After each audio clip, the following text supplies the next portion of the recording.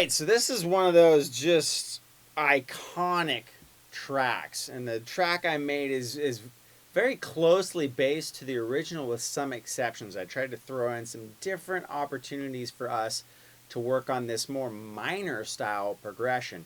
Give us a little bit of a chance to jump around a little bit. The original track is very simplistic. It does the same thing throughout the whole song. So this way, we get a little bit more of that track, especially when we're working on the rhythm style. Now, when we go to lead, all bets are off. We're going to have a heyday and go through a ton of different styles because this is one of those tracks that really lends itself to jamming. And also, most of us have learned minor pentatonic first, so it's a more comfortable track to jam over because it's something that we're all used to anyways. So let's break down the song, and then I'll give you some different examples you can do over the progression as well, and then we'll get into all the lead stuff. All right, so check this one out. Now, this is the first style of track that I learned that has that R&B.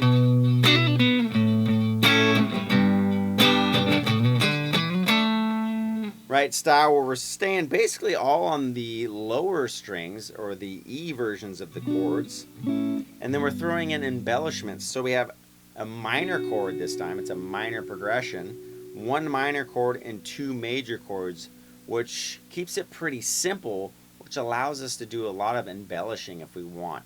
Now the chords go by fairly quickly, so it's not like you can really hammer in on a bunch of different ideas per given chord, but it's enough time to give it a little flair. So let me show you what I did, and then we'll break it down.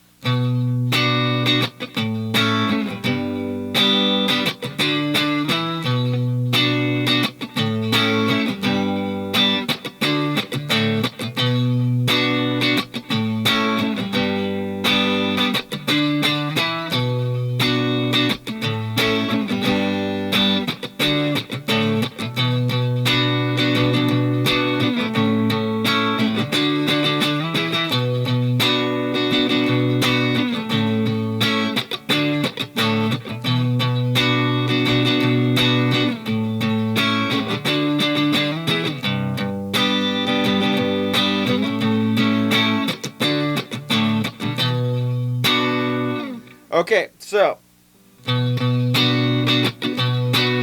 what we're going to do is we're going to basically divide the chord in half.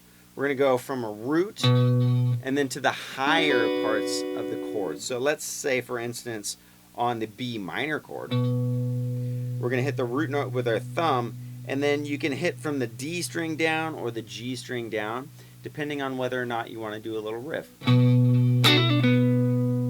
Okay? That could be a way you would start out. So what I did was I went root, G string and B string, 7th fret with a hammer on and pull off on the G. And then came back to our root note, but an octave higher. And then I go down, down on the root chord. Okay, so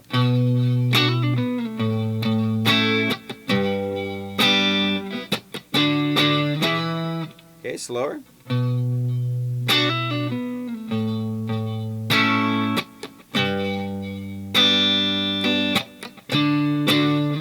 So notice in between some of the chords, right, I'll do a down, up, mute.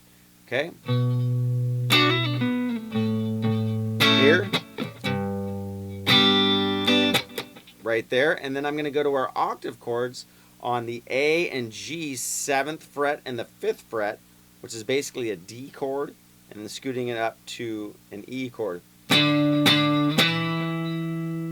Okay, so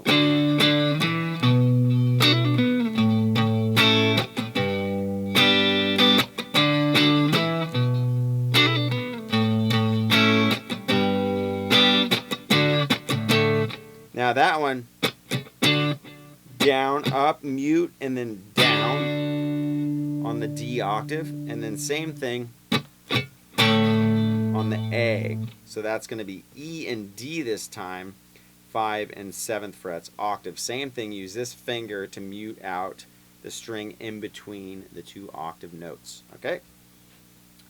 Now, you can skip out on doing the octaves and add some of those embellishments you might have heard in the song. So, or,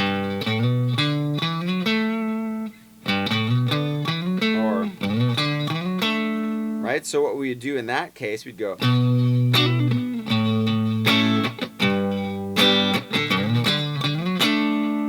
Okay, so I did exactly the same thing, but instead of doing the octave chords, I'm going to slide up to the 7th fret of the E, and then hit the 5th of the G chord, which is the D note, or the 5th fret of the A.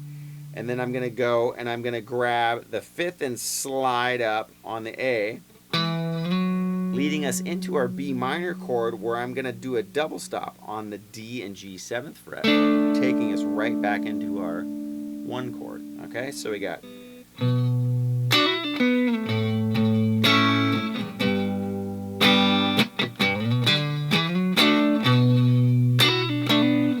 Okay, now you can do tons of different stuff on the B minor chord. That's just a real easy. You can do the same thing. Right?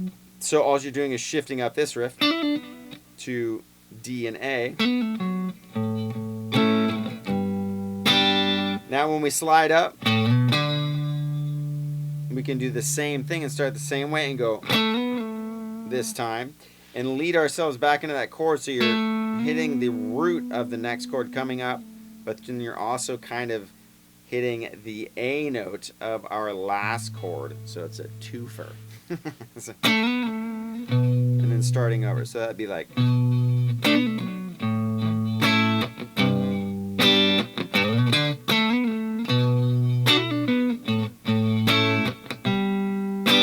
Now, you can also hit the top parts of the chord.